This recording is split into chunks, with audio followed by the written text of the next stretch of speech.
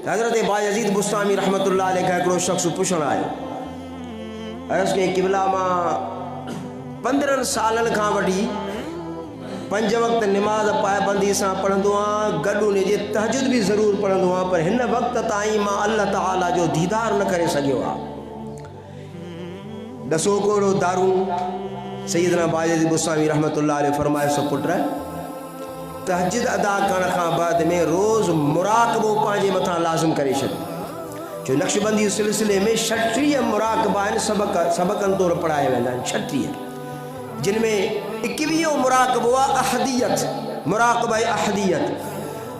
उन जी मंज़िल, उन जो फैज़ एॾो त तेज़ आहे जॾहिं बानो कपिड़ो पंहिंजे मथे ते रखी मुंहुं मूननि में विझी ऐं मुर्शिद कामिल जो तसवुर पंहिंजे अखियुनि जे अॻियां साहु पंहिंजो बंदि करे ऐं दिलि ते नज़र थो करे त अल्लाह अल्लाह, ऐं थोड़ी देर खां बाद में या हयो या क़यूम जो विर्द अंदरि आस्ता आस्ता करे थो पियो।